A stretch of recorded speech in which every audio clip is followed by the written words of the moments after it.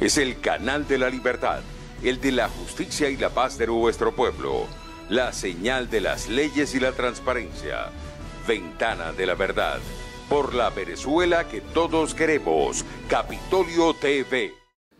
Antes de comenzar, quisiera dedicar este discurso a la memoria de dos grandes venezolanos, don Simón Alberto Consalvi y don Humberto Najain.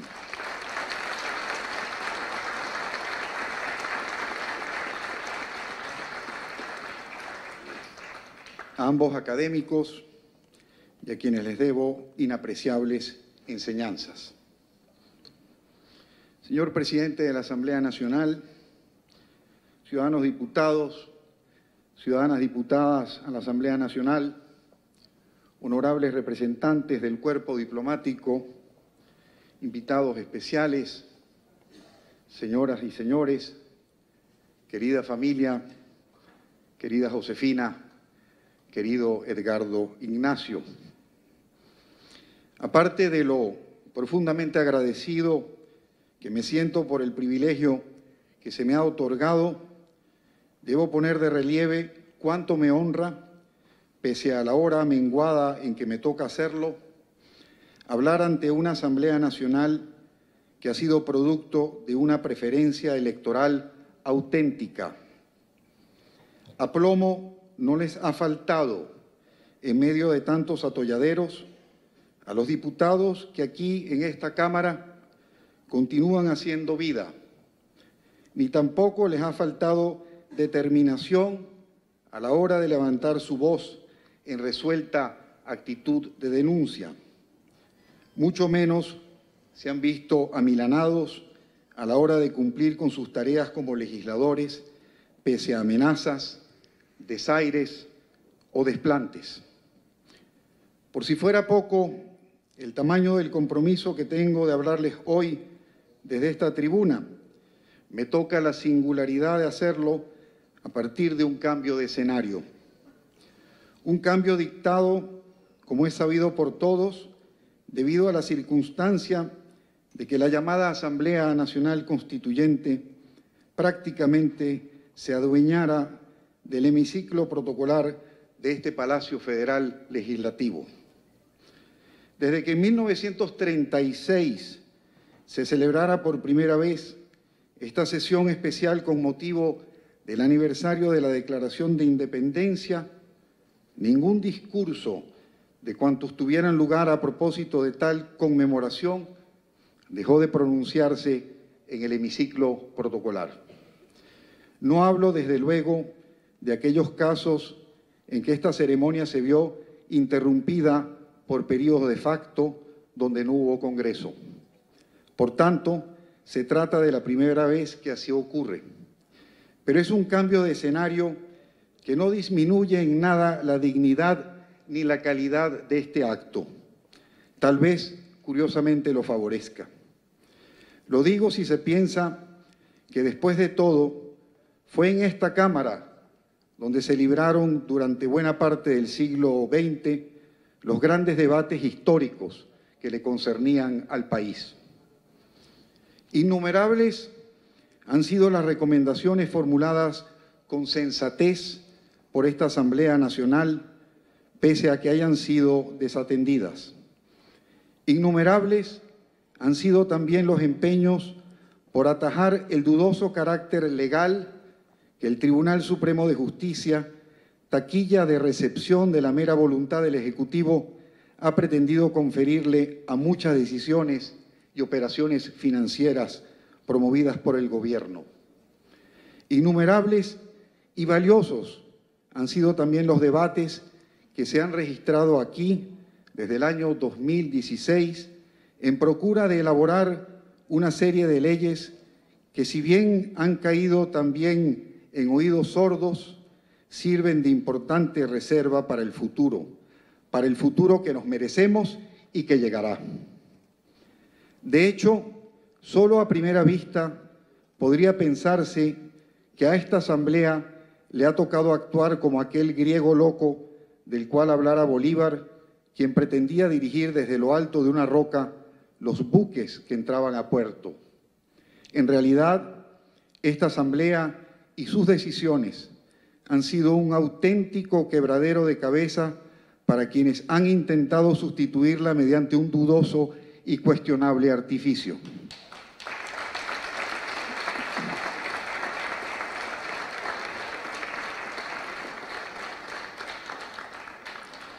Aún más, frente a un gobierno que ha construido toda su política sobre la base de negar la realidad o que les ha impuesto una dieta de sangre a sus propios conciudadanos y la dieta del acero a los disidentes, las denuncias formuladas por esta Asamblea, sus consejos y recomendaciones no han obrado como una sombra intrascendente que se proyecte desde lo alto de una roca. Para prueba está, por ejemplo, cómo esta Asamblea ha sabido ganarse el oído de un entorno internacional y especialmente regional revitalizado y cada vez más sensible al padecimiento de los venezolanos. Ni qué decir tiene la forma en que esta Asamblea ha contribuido a recabar evidencias y sustanciar el caso de innumerables venezolanos detenidos y privados de libertad de manera arbitraria por un sistema fundado en claros indicios de terrorismo judicial. Ni qué decir cuando se habla del coraje que ha exhibido esta Asamblea, teniendo en cuenta la forma en que algunos de sus miembros se han visto forzados a mantenerse fuera del país o que otros hayan sido desaforados y sometidos a los más oprobiosos procesos y tratos carcelarios que se conozcan en violación de la investidura que corresponde al ejercicio de su representación como diputados nacionales. A fin de cuentas, esta Asamblea no es un mar muerto, por tanto, se me dificulta pensar que haya desperdiciado su tiempo intentando buscarle salidas al laberinto en el cual nos hallamos trágicamente atrapados. Decía que me tocaba hablar en una hora menguada, una hora que el gobierno ha querido enaltecer como un acto de heroísmo contra la llamada guerra económica o sustentándose en la muy curiosa filosofía del vivir viviendo. En realidad, partiendo de esa afición del gobierno por el empleo del gerundio, pero extremando las cosas hasta el punto de la paradoja y el delirio, podría afirmarse que la traducción más cabal y tangible de ese eslogan es que los venezolanos viven muriendo a causa de los innumerables desgarres cotidianos.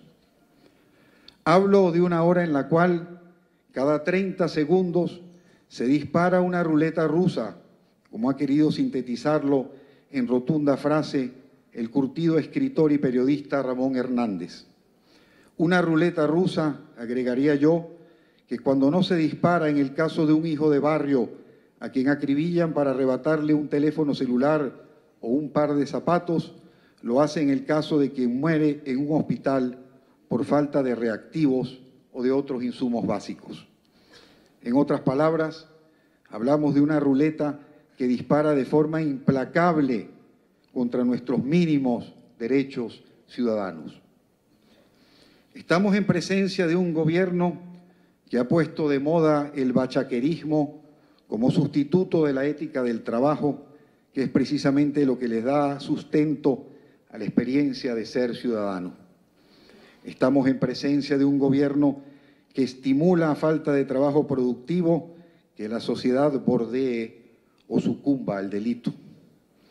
Estamos en presencia de un gobierno al cual, luego de anunciar a los cuatro vientos y de forma reiterada y jactanciosa una política de soberanía alimentaria, no le ha quedado otro recurso que depender del exterior para casi todo cuanto consumimos y que para colmo ha sido muchas veces incapaz de evitar que esa misma comida de dudosa procedencia e importada bajo cuestionables condiciones termine pudriéndose en los muelles. Insisto, hablamos de una hora menguada, caracterizada por una aterradora escasez de alimentos o gobernada por la imagen mucho más aterradora aún de quienes deben revolver entre la basura en procura de conseguir un mínimo e indigno sustento. Todo esto haya soporte, además, en el empeño del gobierno por construir, y la sola idea es insólita para quien crea en una democracia social y de bienestar, 2, 3, 10 países distintos dentro de un mismo país. O dicho de otro modo, 2, 3 o 10 categorías distintas de ciudadanos, desde el que disfruta de acceso a dólares preferenciales hasta el que debe penar por conseguir un billete de limitada circulación. Todo esto sin perder de vista tampoco, frente a la captación de renta, como única locomotora capaz de darle piso al gobierno dentro de su declinante popularidad, la aparición del nuevo cordón rentístico que significa el llamado arco minero del Orinoco, con todas las pavorosas implicaciones de degradación que quepa imaginar, tanto en perjuicio de las comunidades que allí habitan, como del delicado balance ecológico de la región amazónica. Horas menguadas han existido y muchas en la historia del país, y todas de distinto signo y con su particular connotación trágica. En otras palabras, Venezuela ha vivido más de una vez en el vértigo de una crisis, pero quienes me conocen me han escuchado repetir 1000 veces esta misma expresión: la República no se acaba. No lo digo procurando hallar en ello un consuelo vano o tonto, sino más bien para poner de bulto que el país ha sabido salir de tales crisis y trazarse nuevos derroteros. Precisamente, la conmemoración que hoy nos congrega tiene por objeto reafirmar cómo, también en una hora menguada, como lo supuso la crisis que experimentara el mundo hispánico al dislocarse las instancias de poder de la monarquía, la sociedad venezolana no solo se empeñó en concebir un futuro a partir de 1811, sino que lo hizo a despecho de las más descomunales adversidades. En el afán por construir una épica permanente, algunas voces del oficialismo han gustado repetir una frase de Bolívar, según la cual Venezuela nació en un campamento. Por desgracia, y con todo respeto hacia el proponente de la frase, semejante juicio es discutible a la luz de nuevos y no tan nuevos debates historiográficos. Por desgracia también en este caso, Bolívar no es el intérprete más imparcial de esa experiencia, puesto que sus propios reveses lo hicieron desmerecer de todo cuanto significara la actuación del Congreso de 1811 y en general de la República que apenas sobreviviría hasta julio del año siguiente.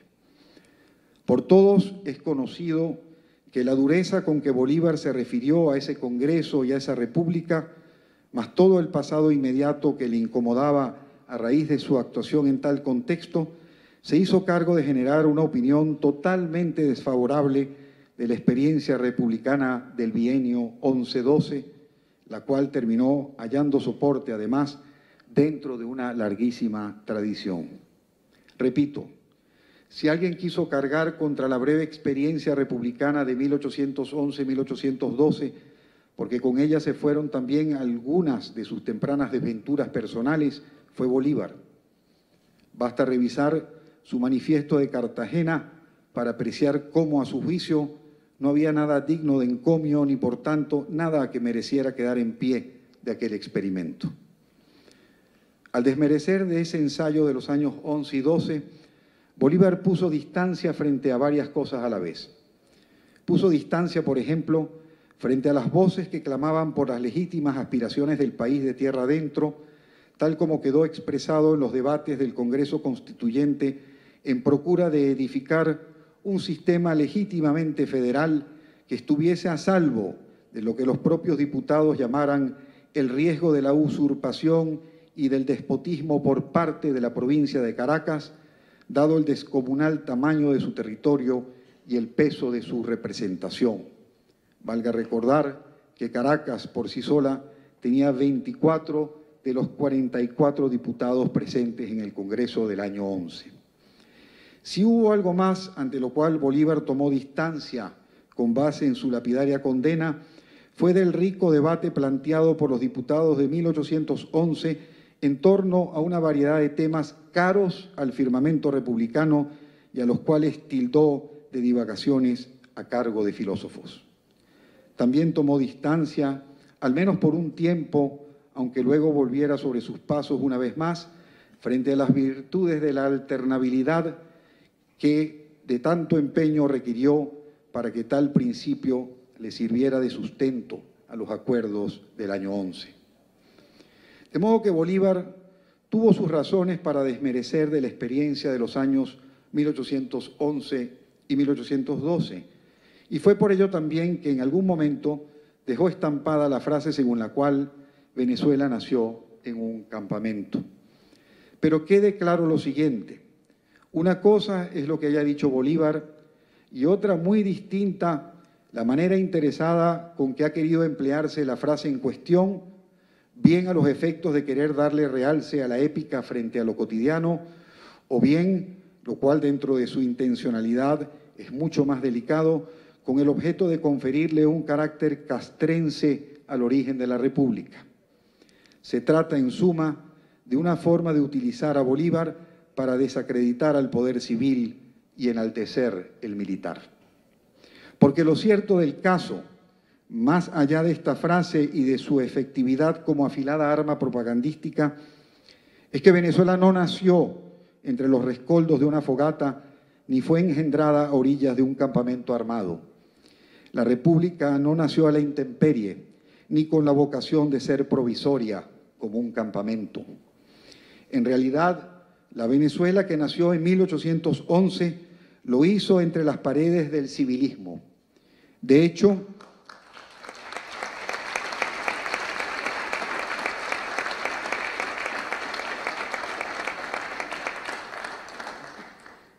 como lo sostiene el politólogo Luis Alberto Butó, la declaración de independencia que celebramos hoy y la consecuente creación de la República prevaleciente hasta nuestra contemporaneidad fue, por donde se le mire, un proceso gestado en y desarrollado por el mundo civil.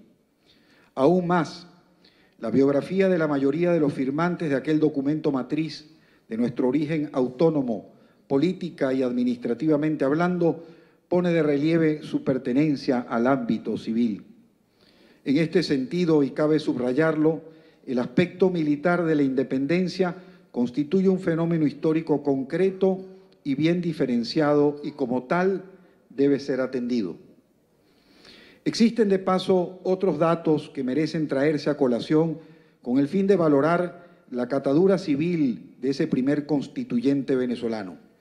De sus 44 diputados, el 65% había pasado por las aulas universitarias, instruidos casi todos como juristas, canonistas o abogados.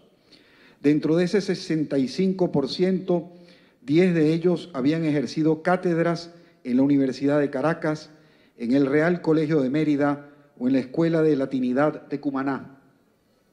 Esto quiere decir que en orden de importancia numérica seguían de lejos aquellos otros diputados provenientes del mundo de las milicias regladas. Dos cosas más podrían agregarse y que incluso van más allá de la catadura civil de la mayoría de sus integrantes. Me refiero al hecho de que, por un lado, ese Congreso constituyera, como lo calificara la Gaceta de Caracas, las primeras cortes que ha visto la América, es decir, la primera representación plural convocada a tal efecto en la América española. Lo segundo es que las elecciones de 1810, me refiero a las elecciones que se efectuaron para conformar dicha asamblea, fueron las primeras elecciones para diputados celebradas en la América del Sur, todo ello con arreglo al reglamento que fuese redactado a tal fin por el diputado Juan Germán Rocio. Aquí y hoy, 207 años más tarde, no conmemoramos que ese Congreso se haya instalado el 2 de marzo de 1811, haciendo que sus miembros prestasen juramento de defender frente al Evangelio los derechos de Fernando VII. No en vano, y resulta preciso recordarlo, ese cuerpo se erigió bajo el nombre de Congreso Conservador de los Derechos de Fernando VII. Conmemoramos más bien el acto de ruptura absoluta con la regencia española, ocurrido casi 5 meses más tarde, y todo ello por razones que resultaría muy largo detallar desde esta tribuna. Baste decir, a los efectos de lo que aquí interesa destacar, que muchas mudanzas operaron en el ánimo de aquellos diputados que se vieron llevados a adoptar tamaña declaración, todo lo cual está fielmente recogido en las actas que se conservan de las semanas e incluso meses previos al 5 de julio de 1811. El dato por sí solo es revelador. A la declaración que expresara la ruptura total con el antiguo pacto de vasallaje no se arribó por obra de una reacción intempestiva, sino que siguió el derrotero de una decisión razonada, producto de la deliberación intelectual de ese Congreso Constituyente. Por tanto, cabe subrayar lo siguiente: esos diputados hicieron mucho más por salvar la distancia que mediaba entre la teoría y la realidad de lo que permite suponerlo el crédito que les confiriera Bolívar. Así lo testifica la riqueza de los debates librados al interior del Congreso de 1811, tal como queda reflejado en sus actas. Hablemos por caso de los planteamientos federalistas registrados durante tales debates. Quienes luego criticaron a ese Congreso sostendrán que se consultó en exceso el arreglo federal de los Estados Unidos y que en este sentido no se trató más que de una pueril imitación de tal experiencia. Eso no es tan cierto. Se consultó también y mucho para tal fin la tradición hispánica, cuyo núcleo esencial era el municipio. Algo, sin embargo, quedó de tales rescoldos. A fin de cuentas, ese anhelado sentimiento federal, ese respeto por los fueros provinciales, esas aspiraciones regionales de autonomía, será de las muchas cosas que intentarán revitalizarse más tarde en distintas oportunidades, hasta alcanzar, sin duda, su punto culminante al darse la transferencia de competencias a los estados en el marco de las reformas promovidas en la década de 1980 por la Comisión para la Reforma del Estado COPRE, es decir, tal y como claramente puede apreciarse, un buen tramo después de haberse iniciado nuestra andadura republicana. Por cierto, cabe hablar aquí, en breve aparte, de quien fuera su estratega más singular, el historiador y expresidente de la República Ramón J. Velázquez, quien solo por ello merece nuestro más obligado recuerdo. Velázquez se esmeró en impulsar tales reformas en el contexto de una democracia que no tenía vocación por el suicidio, sino la voluntad de autocorregirse. Todo ello pese a las voces agoreras que clamaban por una solución salvífica y con la temperatura de la antipolítica ardiendo a más de 100 grados centígrados en todo el territorio nacional. De cualquier modo, y para concluir con esta pequeña digresión, sobra decir cuán penosamente hemos desandado el camino de esa sana conquista, vaciando de potestades y presupuestos a las regiones y decretando la reversión de competencias al gobierno nacional. Volviendo de nuevo al tema que nos convoca, no puedo hablar del Congreso de 1811 sin verme ante la tentación de decir algo acerca de Francisco de Miranda, así sea brevemente y desde luego sin demeritar de la actuación de muchos de sus pares. Hablamos de quien sería electo diputado por el distrito del Pao y, para más señas, quien fuera escogido muy a última hora para ejercer dicha representación. Ignoro si aparte de estos dos datos ronde alguna otra ironía capaz de hincar sus dientes con tanta hazaña si tomamos en cuenta la amplia trayectoria que Miranda ya traía a sus espaldas. Pues bien, dentro del clima de aprehensiones que se fue construyendo desde su regreso a Caracas en diciembre de 1810, al diputado por el Pao se le motejó de jacobino. Esa imputación, en efecto, se le atribuyó reiteradas veces. En ella estaban presentes las naturales suspicacias y reservas que despertara su actuación en la Revolución Francesa. Ahora bien, si Miranda fue jacobino, lo fue solo en el sentido de que era republicano. De resto, Miranda no tenía mucho, por no decir nada, de jacobinismo. Detestaba el terror como instrumento político y tampoco concibió que el camino al poder debía construirse sobre la sangre de sus conciudadanos. De hecho, Miranda vio con mucho recelo lo que significaba someter, por medio de los mecanismos de la violencia, a aquellas provincias y distritos que no se habían visto conformes con el desconocimiento de la regencia española, a la cual pretendían permanecer apegadas, o con lo actuado por el Congreso Federal a partir de 1811. Algo dije ya al respecto al referirme al tema de los fueros provinciales, pero precisa tener claro lo siguiente. El primer Congreso General de Venezuela, que se instaló humildemente en la casa del Conde de San Javier, actuó dentro de una serie de restricciones, limitaciones y prejuicios que solo serían resueltos en el futuro y en algunos casos luego de un futuro muy largo, si pensamos en lo que presupuso, por ejemplo, la ampliación de la franquicia electoral, objetivo que solo sería plenamente satisfecho a partir de 1946. Lo importante es que de ese Congreso salió el gobierno republicano, el que aún nos rige, bien que temas como la pervivencia de una religión oficial, un régimen de sufragio excesivamente limitado, el soslayo casi absoluto de la cuestión económica, el régimen de tierras, el régimen de esclavitud o la igualdad de los pardos, quedasen librados, como se ha dicho, a fin de ser resueltos en el futuro.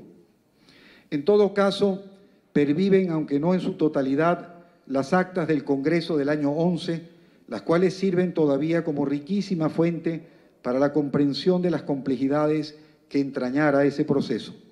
Allí, entre esos papeles, editados en 2 oportunidades por la Academia Nacional de la Historia, en 1959 y en fecha tan reciente como el 2011, con un estudio introductorio a cargo de la académica Carole Leal, están las pistas relativas al quehacer, los debates y las concepciones encontradas que se suscitaron en torno a numerosos temas. De igual modo, de esas actas se desprende la certeza y la voz firme con que hablaron muchos de los diputados, pero también de esas actas quedan en evidencia las inquietudes y los temores, puesto que ninguno de ellos se sentía ajeno a los peligros de lo que se estaba actuando ni al dramático trance que entrañaba semejante rebelión. Su lectura demuestra además que no se trató de un acto, el de la ruptura, que dejara de plantearse con dudas y dolores ante las resistencias que, como ya se ha dicho, exhibían las provincias desafectas a ese Congreso. Existe, por cierto, en tal sentido, un detalle conmovedor que se trasluce de las actas y que habla precisamente del clima de violencia que ya había venido prefigurando el enfrentamiento con esos otros venezolanos que por sus propias razones se mantenían fieles a la regencia española. El detalle en cuestión tiene que ver con el diputado Gabriel de Ponte, a quien una herida de guerra lo había inhabilitado para firmar el acta de declaración de independencia. Se trata apenas de una acotación técnica del secretario y corre así, tal como se leyó en el acta. Por haber quedado impedido de firmar a causa de la herida que recibió en la jornada de Valencia, el señor Ponte no pudo hacerlo al pasar al libro la presente acta. Fin de la cita. Por cierto, vale decir algo respecto a tal fuente, puesto que el libro de actas que se conserva en el Salón Elíptico de este Palacio Federal Legislativo y que forma parte central de esta conmemoración, estuvo extraviado durante casi un siglo, hasta 1907. Sobrevivió, aunque incompleto, por obra de una circunstancia fortuita. El importante hallazgo ocurrió en Valencia, dada la circunstancia de que los poderes públicos debieron trasladarse a esa ciudad, decretada capital federal a inicios de 1812, en momentos en los cuales la República ya se hallaba haciendo aguas por varios costados. Son, en todo caso, los documentos comprobatorios de esa actividad legislativa, si bien solo apenas algunos de los cuadernos lograron ser recuperados. Pese a que, entre otras cosas, esté ausente de allí el juramento tributado a Fernando VII, cuando el Congreso fue instalado en marzo, y aún más, pese a que los discursos de los diputados en ocasiones no sean más que escuetos resúmenes redactados por el secretario, es mucho lo que esas actas son capaces de revelar aún en cuanto a la riqueza de pormenores. Del total de sesiones están disponibles 268 actas, pero existe otra cosa que merece destacarse. Aun cuando la pérdida de cierto número de actas dejara un vacío, algunos de tales vacíos han podido subsanarse gracias al hecho de que la prensa de la época, especialmente el Publicista de Venezuela, órgano informativo del Congreso, reprodujo buena parte de las sesiones, discusiones, decretos, leyes, declaraciones y oficios emanados del primer constituyente. Si nacimos entre y como civiles, también vale acotar que nacimos gracias a la prensa.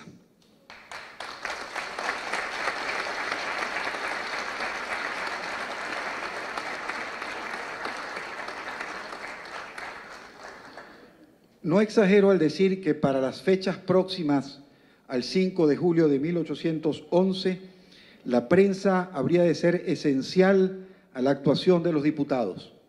Sorprende por su extensión la lista de periódicos, hojas sueltas y folletos que circularon durante aquellos días, muchos de los cuales aún se conservan.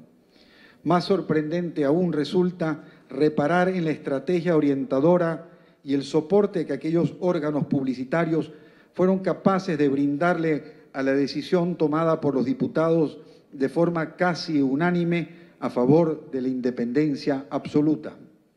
Por tanto, a partir de julio de ese año 11, nacimos libres, nacimos civiles, dejamos de ser vasallos para nacer como ciudadanos, nacimos con prensa.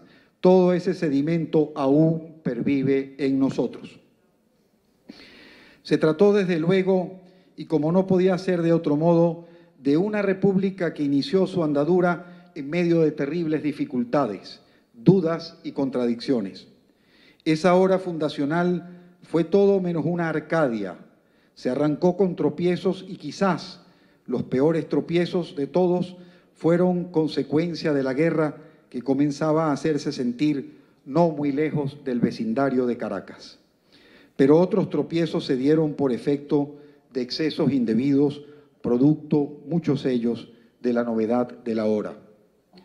Con todo y errores, con todo e impericias, con todo y la necesidad de navegar a tientas frente a temas casi intratables, fue el Congreso General de 1811 el que concibió la República como la única forma posible para la convivencia en libertad dentro del sentido moderno que aún puede conferírsele a esta palabra.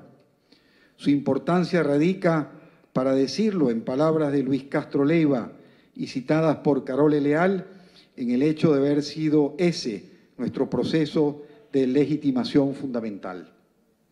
Hablo, como ya lo dije, en una hora menguada, una hora pavorosa, una hora llena de rabia, decepción y tristeza. ¿Qué duda cabe de ello? Basta con echarle una mirada a nuestros entornos más cotidianos para comprobarlo. Pero a partir de tales sentimientos, rabia, tristeza, decepción, también me cabe decir una cosa. Me resisto a creer que nos veamos desprovistos de futuro. Aún más, me niego a creer que nuestro futuro siga siendo administrado por la desesperanza o que continúe sirviéndole de domicilio a la barbarie. Hablo como escritor, hablo como quien cree en la práctica cabal del civismo, hablo como quien lo hace a favor del derecho de poder ejercer sin cortapisas todo cuanto implica la seria esfera de compromiso y responsabilidad que supone ser ciudadano. Hablo como adversario frontal de la idea de que sigamos viéndonos supeditados al ánimo con que este régimen ha querido apartar de su vista, como si tal cosa no existiera, una oposición activa, tenaz y voluminosa.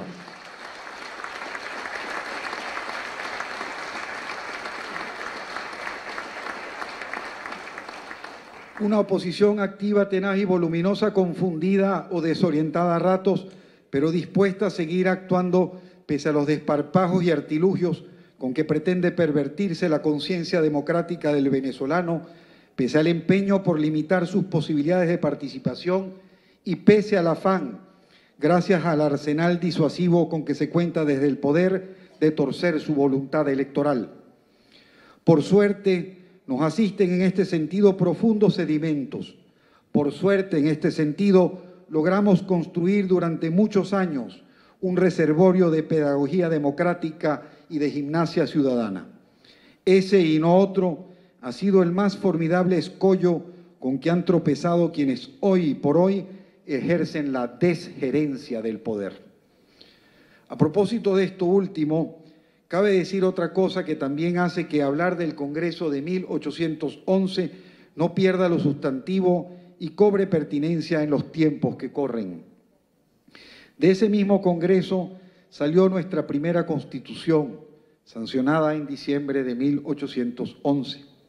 Pues bien, ya que hablamos en esta hora menguada y a propósito de los desafíos que aún debemos sortear, estemos atentos a lo siguiente. La Constitución de 1999, no muy diferente de cualquier constitución inscrita dentro de la tradición democrática y social liberal, es la que nos rige a todos.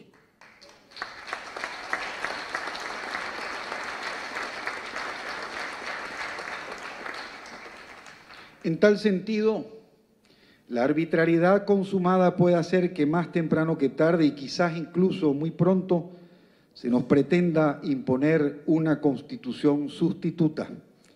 Si tal es el caso, aceptemos con todo coraje el desafío a partir de nuestro más aguerrido espíritu ciudadano y democrático para exigir desde todos los espacios en los cuales actuamos que cualquier alternativa fraguada a la medida y capricho de quienes detentan el poder sea obligatoria y popularmente refrendada, haciendo bueno para ello el derecho que nos asiste conforme a nuestra legalidad constitucional.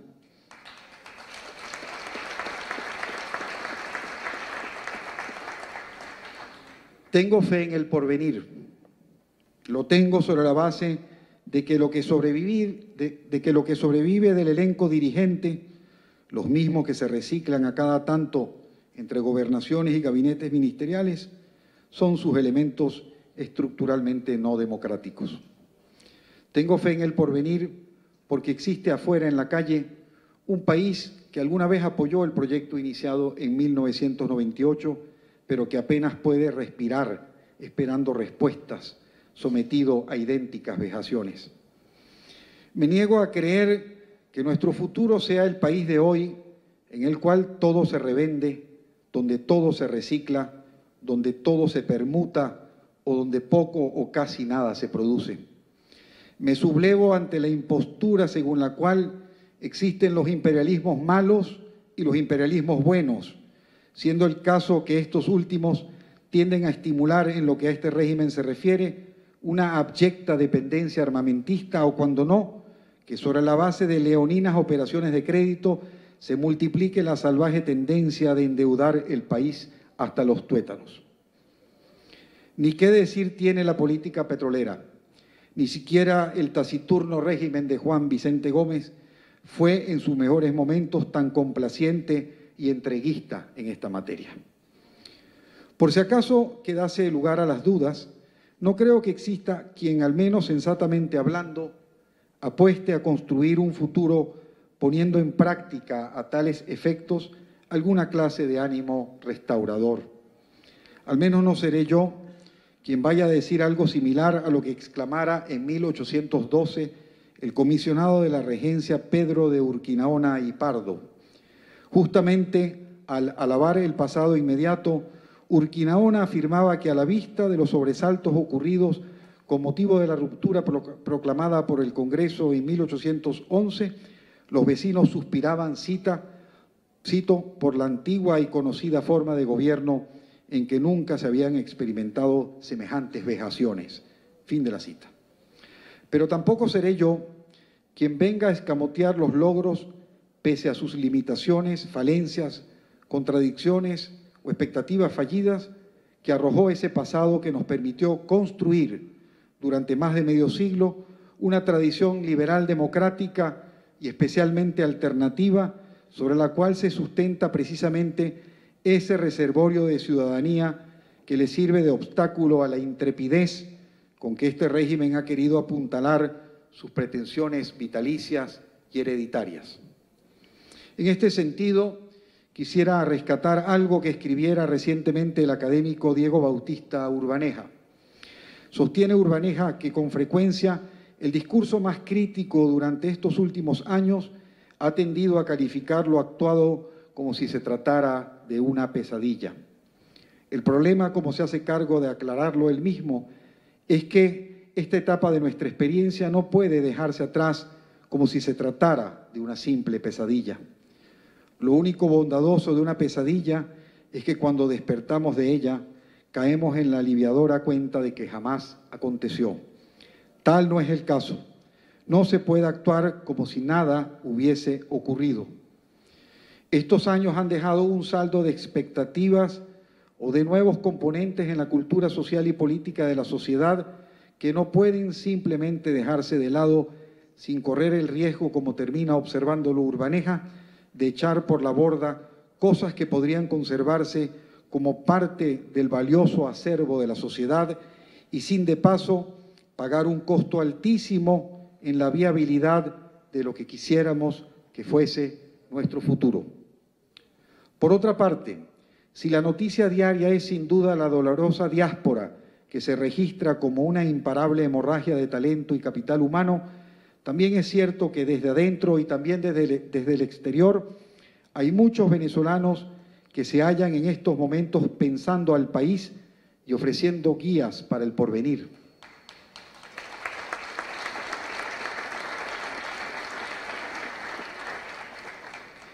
De ello, por ejemplo, y pese al terrible asedio al cual se han visto sometidas, dan buena cuenta nuestras universidades nacionales, tanto públicas como privadas, afanosas como se han visto en la tarea de confeccionar alternativas y propuestas de futuro a través de muy acreditados, respetables e intelectualmente solventes centros de estudio y observatorios de todo género, capaces de cubrir las más diversas áreas dentro del ámbito de las políticas públicas.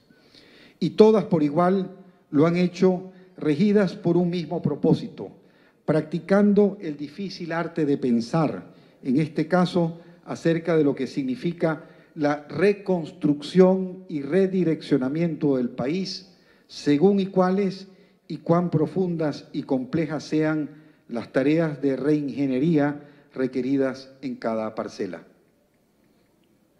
El porvenir, como todo porvenir, está hecho de atajos y sorpresas. Nadie disfruta de la virtud de la futurología, más allá de lo que puedan revelar los horóscopos y las cartas astrales. El historiador, menos que nadie, está adiestrado para leer la elusiva bola de cristal. Pero entre esas sorpresas no tiene por qué estar ausente el reloj de la alternancia, principio tan caramente defendido por nuestros constituyentes de 1811 y por cuantos le siguieron dentro de nuestro abultado elenco de civilistas, muchas de cuyas actuaciones se han visto relegadas por una espesa y engañosa mitología militarista. Otras sociedades, y no mucho más aventajadas que la nuestra, se han recuperado de oscuridades similares, se han recuperado del crimen o de la crisis económica, o del agavillamiento desde el poder, o de la crisis por falta de consensos, o de todas o de casi todas estas dolencias a la vez. Ciertamente, hablo en una hora menguada, la de hoy, pero no necesariamente lo hago pensando en un futuro en el cual, en cambio, podamos hallar la forma de recobrar la serenidad y nuestro histórico sentido de convivencia ciudadana. Es por ello que hablo también en una hora necesaria para darle sostenibilidad al proyecto republicano, para utilizar una expresión del historiador Israel Camero. De modo que, si de algo han valido estas palabras finales, ha sido para subrayar que el porvenir que nos aguarda no tiene por qué ser un porvenir de punto y seguido. Al contrario, creo firmemente en un porvenir hecho de punto y aparte, porque de tales porvenires está repleta la historia venezolana. Muchas gracias.